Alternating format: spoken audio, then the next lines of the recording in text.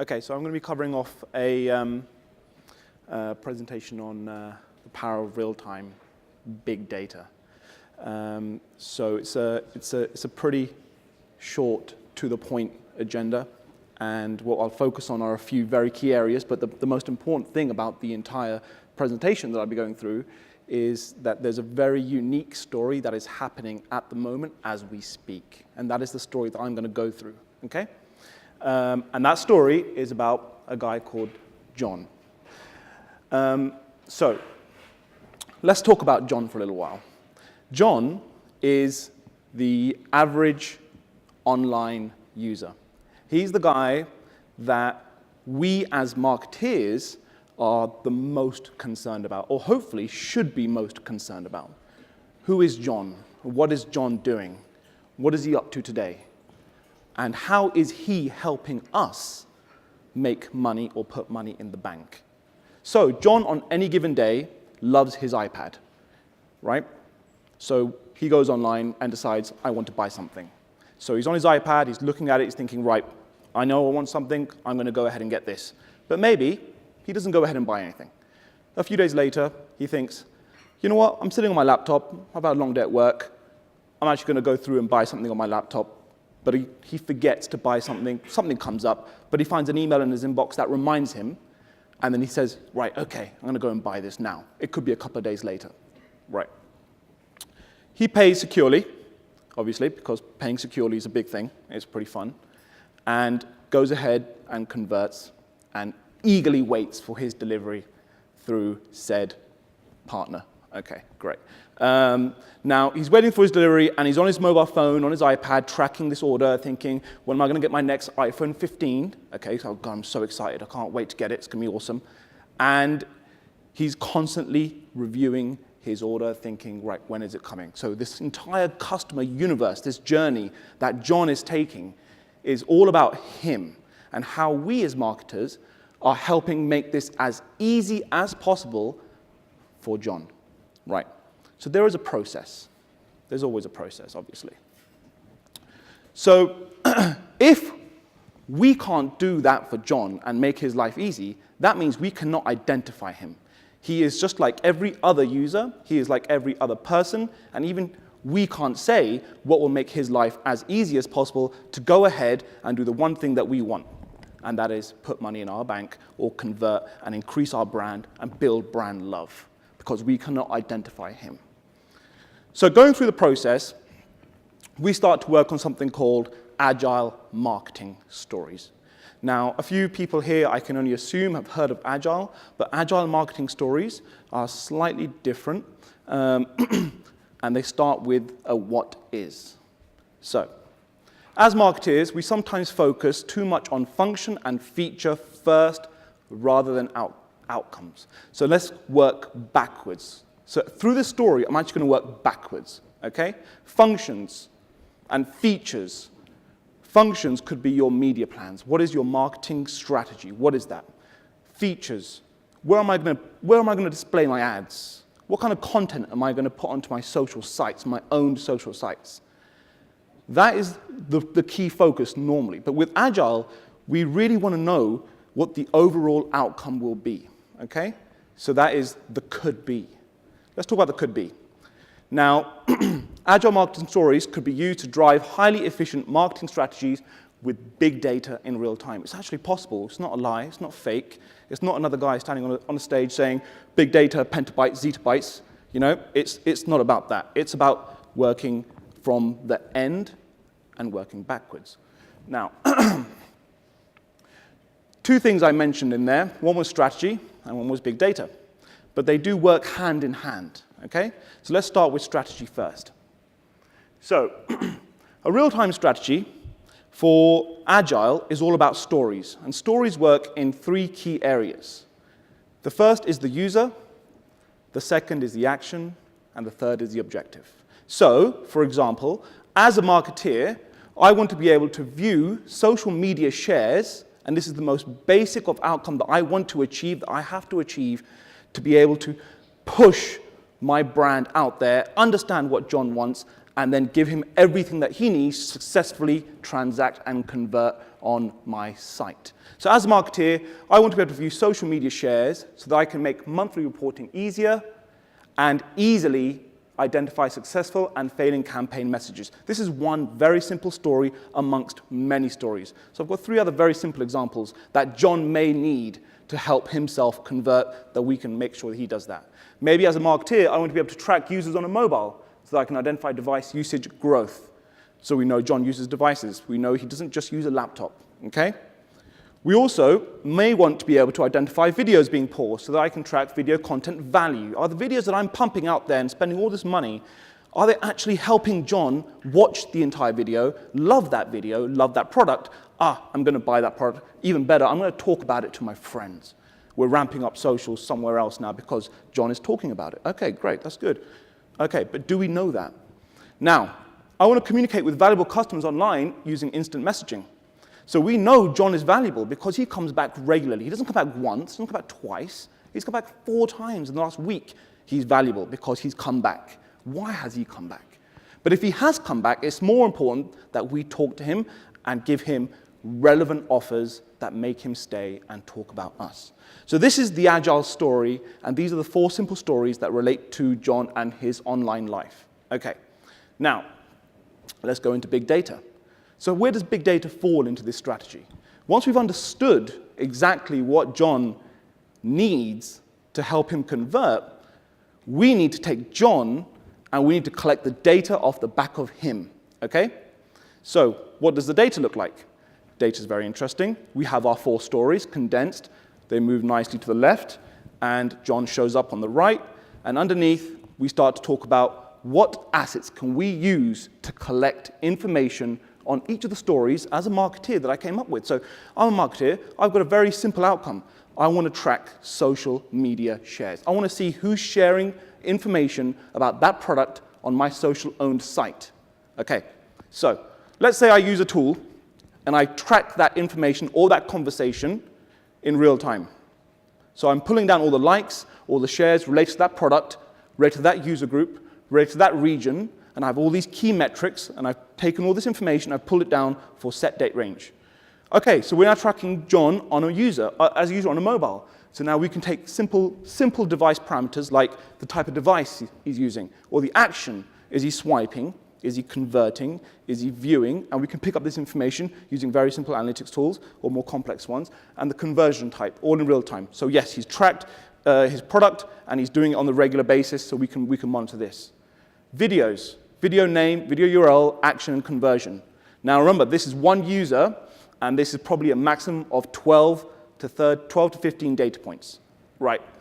So going to relevant offers, we're picking up the URL that he's sitting on right now. We're picking up the returning user. Is he a returning user? We know he's a returning user because we have his cookie ID, or is he logged in? So we know that he's a unique user, so he has a username and a unique user ID as well. And all this information we can collect in real time to the minute. So we know what is happening. Right, so we'll now walk into the actual Agile story as well. So how do we start collecting this information? There are a multitude of platforms out there. Different platforms that allow you to pick up this information by the use of code. So code is obviously the universal language other than English and mathematics, but code is what you can use to collect this information. So everyone has heard of some of these solutions here. There's DoubleClick, there's Google Analytics, there's Omniture, there's Marin for paid search performance, there's your CRM, there's your email, but maybe John has been spoken to by all of these platforms at once, or at least once in his journey from A to B, right? But how can you empower these tools? How can you empower the platforms that you already have? And there's something called tag management. And tag management has been in the air for the last 6, 7, 8 years, and there are many companies growing and competing with tag management, but what does it do? It allows you to really harness the power of the individual platforms and plug them into tag management and then provide a unique set of data, a unique ID that we now know that person is John by that ID. And that's what tag management can let us do. So we've got the data, we've understood the story. Now, analyzing your data, there is something called acceptance criteria. So before we go ahead and actually bring all this data down, and we've now started to crunch it all up, and we're seeing, okay, now we've got all this data, we've extracted it from different tools, we've got it out of our tag management system, we knew exactly what variables we needed, and we pulled those out as well. We need to measure that against what we call acceptance criteria. So an example of acceptance criteria is, does the communication with valuable customers using instant messaging retain the most valuable customers precisely as we wanted it to? So does the data show, do the data points showing up now in our most simplest form of analysis show that this is actually happening? Can we see a trend? Because we might have multi-million size reports that are showing like a lot of data, but are they actually doing what we want to do in the most basic form? Do the media shares explain why reporting will be easier? Now that we've extracted this information from our social site, are they actually combining the two? Right. And do they share and explain what message will identify successful and failing campaigns, and so on and so forth? And all of these acceptance criteria are matched up against whether we are going in the right direction or not. If we're not going in the right direction, there is a way to fix that, which I'll go into in a second. Now, how about we then collect millions and millions and millions and millions and millions of rows of data in 1 year or 6 months? And we have our media plans in place. We know where we're advertising. We're advertising on digital, we're advertising offline, and we have a lot of social work going on. What if we could start to understand who is introducing John to our site, and who is assisting John to come back to our site, and then who's involved in that conversion to John buying that product? And this, which unfortunately isn't very clear because it's so large, but I'll read it out for you. There are multiple different assets on the left-hand side on each of these bars. And this is a tool that allows us at Omnicom and Resolution to basically dynamically understand each and every single asset and how it contributes to John's journey. So for example, you may have display at the top, and you spent all this money on display, and you spent all this money on paid search, but really, John's only coming direct to the site. So he's typing in the URL into the URL bar. So what's happening with all the money going to display? John's not coming through display, he's coming through the direct to site URL. Okay, so now we can see that that's happening. So he's coming direct to the site. So we can say that direct to the site is introducing John to convert. So we can start to see the entire path to conversion using these dynamic tools, which are really cool, by the way, and we can talk about that another time. So real-time actionable data. So you've got your data points, you've understood that they match against your story, and you've also compared them against acceptance criteria. As a marketeer, this is exactly what I need. I can see it working in real time, but how do I push it forward in a model? And this is called an agile marketing model. Right. So we start off with our marketing goal, and we have it right here. And this marketing goal is that story that I mentioned. You push that forward, and then you roll out your campaign. And you start tracking information using all those data platforms that I showed you. So all those data platforms are doing their thing on your site, on your conversion pages, tracking information on social, data is coming in from social, conversations are happening, and that's all going on. But because you then compared that against your acceptance criteria, you can then see this loop moving around and say, right, it's not matching my acceptance criteria. So I can change it immediately. So not only is data coming in real time by the minute or by the hour, you can stop and you can say, I've got to change my story because it doesn't match my acceptance criteria. And you change your story, and you change the way you collect that data in real time, and it modifies your channel and your campaign, and it pushes it forward, and it does it again. And you can continue doing this for any type of marketing execution that you have until you get your desired outcome, which is now my reports are very easy to read. Now I can engage with John in real time and say, hey, John, you've come back 5 times. How about I give you an offer? Now I can say, right, you've come back and you've typed in your email and you've left, and I've sent him an email with another offer and saying, hey, why don't you come back? And he comes back and he buys and he does it again and he enjoys the service, and delivery, as promised, came the next day because it was promised. And he can track this regularly on his phone, and we know he's tracking on his phone, so we enhance the way we service John on the phone, and we make sure it's really easy and swift and quick to navigate on. Now, to summarize, the path to conversion is basically about all of the different types of Johns, okay? And it looks a bit like this in more of a presentable manner, but it's actually a million rows of data. But really, it looks like this in a nice way. So direct to site is the initial introduction.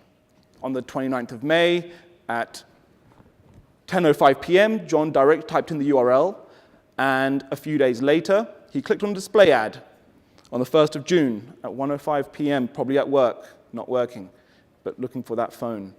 And then a few days later, or the next day, he gets retargeted. And they say, well, you were looking at these phones, here are some other ideas. And he thinks, oh, that's great, and he gets retargeted. He gets back onto the site, and we know he was retargeted as well by said platform. And when he gets retargeted, he then thinks, no, I'm busy, I've got to run, I've got to catch a train, you know, okay, maybe I've got to get the metro, okay, fine. And then he goes through natural search and types in something different, because maybe I want to try another solution or another service or another website. But then, because paid search and organic search is doing so well with the optimization, he ends up back on the same site. So it's a great win. Comes back through paid search and converts. So who is the winner there? Last click would tell you that it's paid search. If you attribute here and you're pushing attribution, you'd say last click is the winner and paid search is the winner. But really, you can see that there are various different solutions in place. And this can also help optimize where your budgets will go and how you can move them forward. Okay? And focusing now on the entire Agile story, that is what leads us to go into real-time and data and technology. So without the Agile story, the real-time doesn't really make sense because there's so much work involved with it. And once you really get the Agile story right, and you get the stories that you require to work on your outcome, get them right, the data and technology fall into place. And with that, you can then run your analysis and visualization. And with that, you can then push towards marketing live insights and action. Okay, thank you very much. I'm sure there isn't, but are there any questions? Thank you very much, guys.